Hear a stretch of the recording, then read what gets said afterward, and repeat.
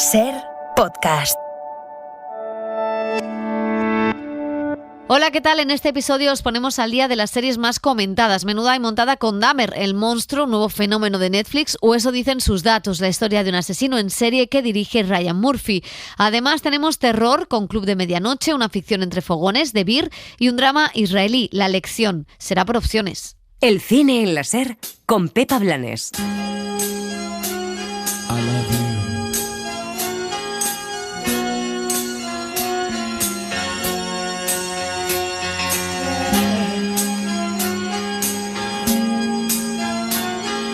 Las series.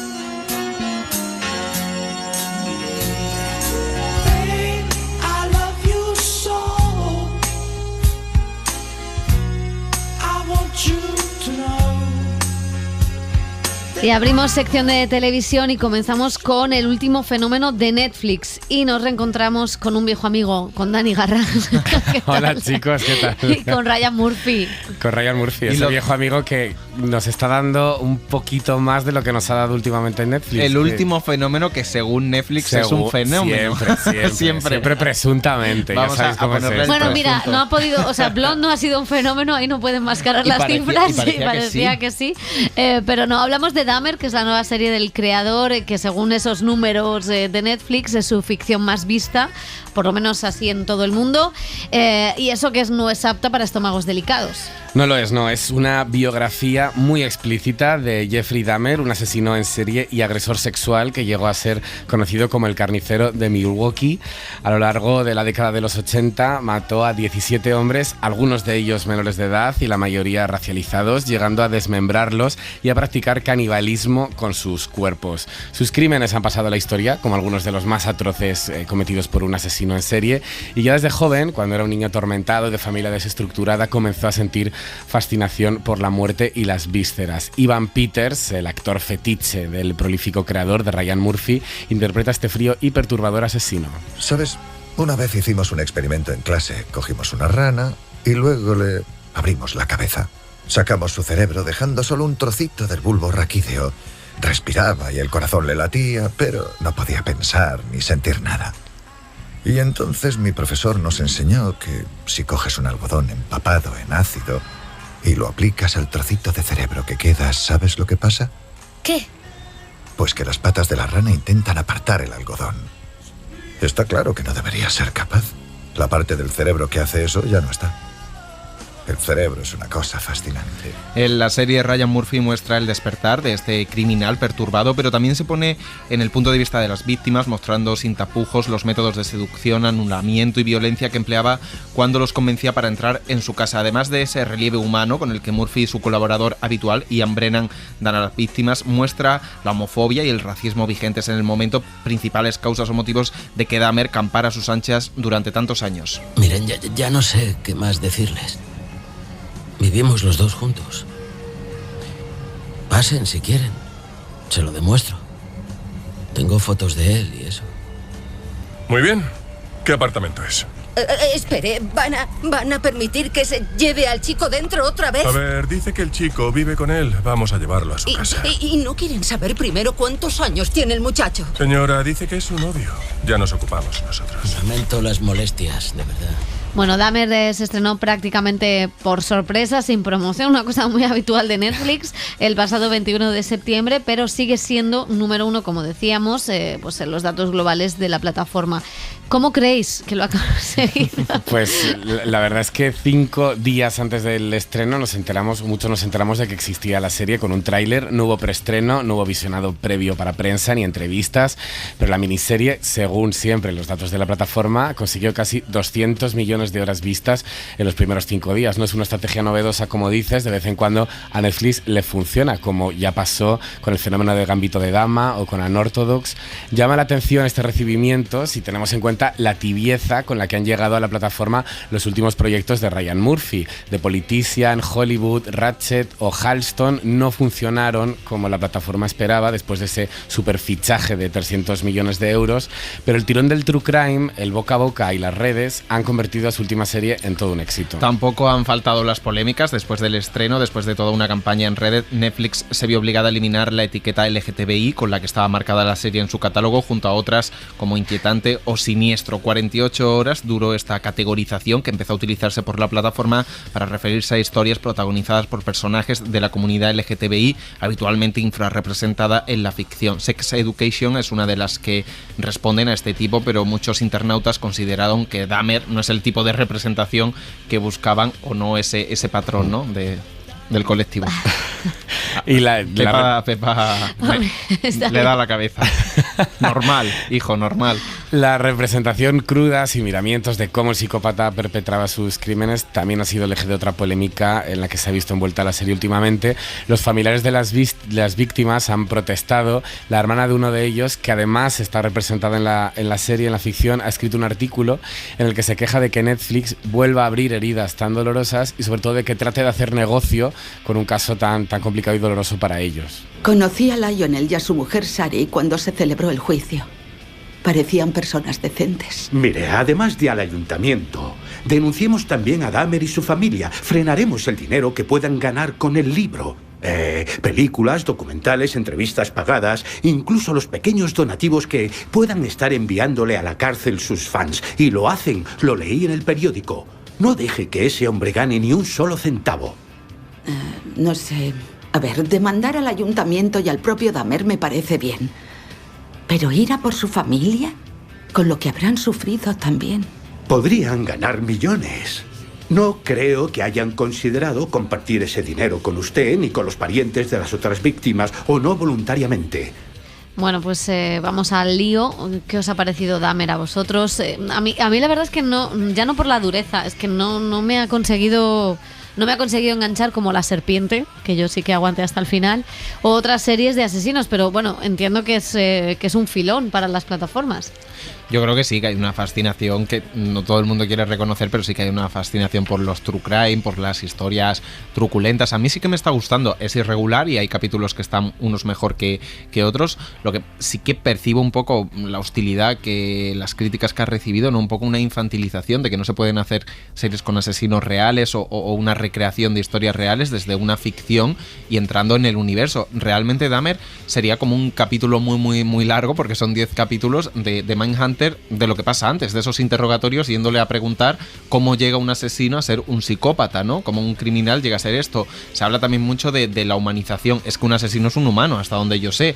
Es decir, estás humanizando, vale, con la cámara se puede humanizar, con la mirada, pero lo que intenta explicar es un poco cómo un chico de una familia tan falto de cariño, ¿no?, llega a cometer esos asesinatos que ni él mismo se puede explicar, y que es muy curioso porque viendo la serie, que crees que es un asesino en serie de libro, de estos que es sucesión de crímenes, entre el primer crimen por accidente, que esto es un poco spoiler, pero bueno, es la historia real también, entre el primero por accidente y el segundo pasan 9 años, entonces él se estuvo controlando 9 años, pues ahí a mí hay algo ahí de la psicología del personaje que sí que me interesa mucho explorar, o esa fascinación por estas cosas. Es cierto que las víctimas, entiendo que si no han preguntado a la familia y esto genere polémica, se habla mucho de la revictimización que sufren al ver en pantalla por sorpresa, sin previo aviso, 5 días antes, una serie en la que ellas participan como parte del proceso penal que hubo contra este asesino. Entonces sí que entiendo que haya una serie de quejas, o que se vean en pantalla sin casi pedirle derechos. No sé cómo se gestiona esto, sí, los derechos de imagen, al ser una recreación ficcional de un proceso real, ¿no? Entonces sí que tiene elementos para la polémica, pero a mí me parece una indagación en la mente del asesino, del psicópata, de cómo se genera, interesante y regular. Y luego, por ejemplo, hay capítulos que están muy bien dirigidos y la puesta en escena me gusta. Dirige 4 la hija de David Lynch, que me resultó curioso, y creo que es una serie bastante interesante. A mí, quizás más la banalización, ¿no? Que al final no estás contando la historia de un asesino. A mí me falta más explicación, o sea, no hay tanta psicología como en Mindhunter, o esa psicología me parece muy fácil vacilona. Pero claro, por supuesto que se pueden hacer biopics. O sea, yo no entiendo la polémica, entiendo que a las víctimas les guste más o menos, pero eso ha pasado siempre cuando se ha hecho una película sobre algún caso real que puede escocer mucho, digamos. Tampoco sé cómo se gestiona el tema derechos o cómo se gestiona el pedir permiso. Creo que en el caso de Ryan Murphy es que me parece que hay una espectacularización en todo lo que cuenta más que un retrato. A mí me da la sensación, en lo que no la he visto entera, pero lo que he visto de serie me da la sensación de que hay eso más que una explicación sociológica, que por ejemplo veníamos hablando de Nitram, que sí que creo que ahí está mejor analizado. Sí, pero aquí tiene el racismo que decía Dani, ¿no? Y la homofobia, que también hay un señalamiento a los cuerpos policiales y a la inoperancia policial por unos motivos muy concretos. Claro, es que yo creo que es un true crime muy jugoso de llevar a la pantalla, ya no solo por lo gore o lo cruel que eran esos asesinatos, sino por todo lo que hay detrás. Toda esa incompetencia de la justicia, la inoperancia policial, la homofobia, el racismo de los policías que se acercan a la escena de los hechos, y también cómo indaga en la mente del asesino, de Dahmer, un poco también en la desatención del sistema de salud, porque bueno, estaba claro que tenía enfermedades mentales, que todo eso se acrecentaba con alcoholismo, que su madre se tomaba un montón de pastillas cuando le estaba gestando. Todo eso también influye, ¿no?, en su carácter posterior. Me gusta cuando Ryan Murphy se sale del brilli-brilli, del glamour. Yo creo que esa atmósfera, esa grima que da Ivan Peters, creo que está muy bien conseguida. Esa casa que parece que tú lo estás viendo y lo estás oliendo, ¿no? Sí.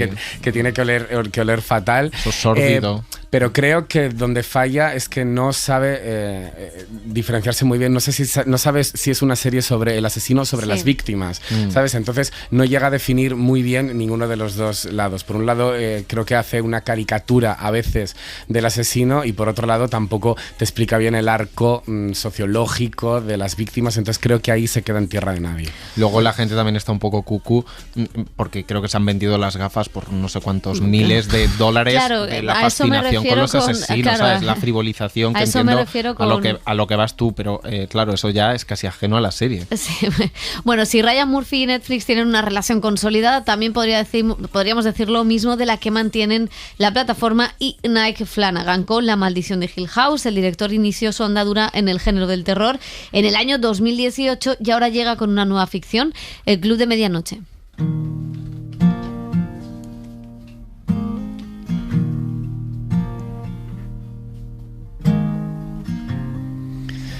Pues sí, es la gran saga de terror que tiene Netflix. Las ficciones del cineasta estadounidense de Mike Flanagan cuentan con un subtono que va más allá del miedo y de los fantasmas. Lo demostró ya con La maldición de Hill House, con una familia disfuncional, con La maldición de Bly Manor, hablando de una historia de amor. Su tercera producción para el gigante del streaming, es verdad que no fue una adaptación literaria como las anteriores, fue Misa de Medianoche, y ahora vuelve a basar en un libro esta cuarta serie. El Club de Medianoche está basada en la novela homónima de Christopher Pike, y sus protagonistas son 8 jóvenes que cuentan historias de terror en un hospital para enfermos terminales. Cuando hablábamos de cáncer o de cualquier enfermedad terminal, miren el lenguaje que usamos.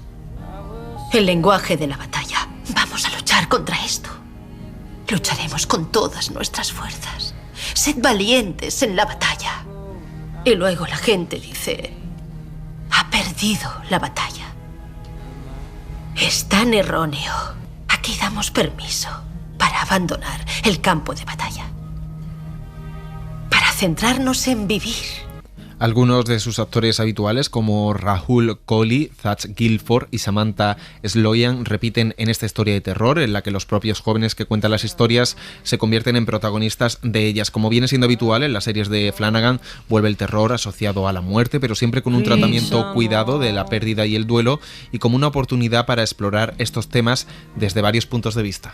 Bueno, pues a mí me ha costado entrar con el tema de la enfermedad, o sea que como que el tema del terror termina, no empieza desde el principio como en las otras series, que ya ves lo inquietante, y quizás eso me ha costado, no sé a vosotros. A mí me interesa precisamente eso, que los protagonistas sean niños. El primer capítulo, o la primera mitad del primer capítulo es bastante duro, es como afronta un niño dices, ¿qué me está y su contando? tutor, es un drama. claro, es un drama absoluto, tienes un cáncer terminal y cómo la forma de exponerlo, ¿no?, de los adultos a los niños y cómo se lo toman los niños, me parece bastante, me parece interesante que Flanagan entre en la enfermedad y en cómo afrontar una muerte que sabes que va a producirse, más allá de los fantasmas, que bueno, es verdad que son marca de la casa, que 2 o 3 veces te vas a llevar un susto por capítulo, pero he visto poco y voy a seguir ahí, por sí que me interesa ver cómo trata este tema. Yo solo La Casa del Dragón. Bueno, cambiamos de plataforma para hablar de uno de los estrenos más esperados de la temporada en Disney Plus, porque además llega con magníficas críticas desde Estados Unidos. Es The Bear y ya está disponible para los suscriptores.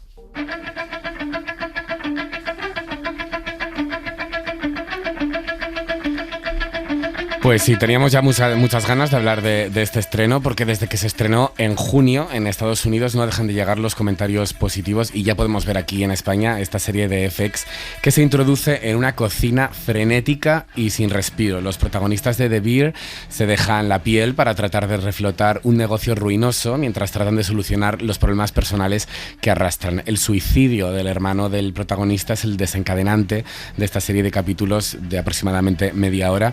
Así es como suena la serie, con una discusión continua. Okay, listen, I'm trying to talk to you, okay?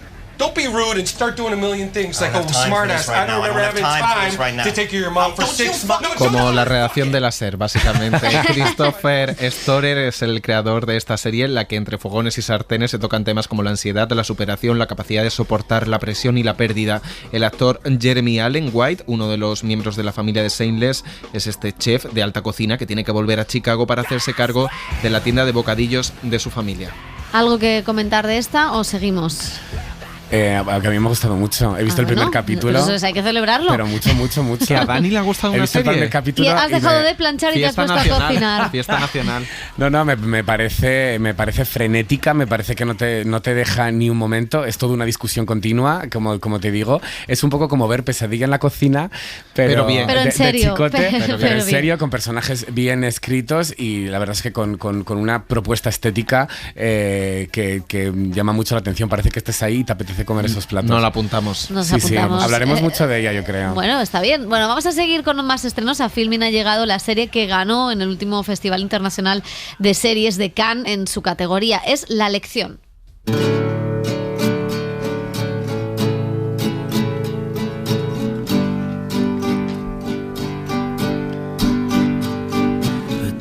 Pues sí, es una serie israelí que parte de una discusión en un instituto entre un profesor de educación cívica y una de sus alumnas de 17 años. Una bronca alrededor del racismo y del conflicto entre árabes y judíos en Israel que pronto salta del aula a convertirse en un problema mucho mayor, que hará que el conflicto llegue a ser toda una batalla ideológica entre dos partes tradicionalmente enfrentadas.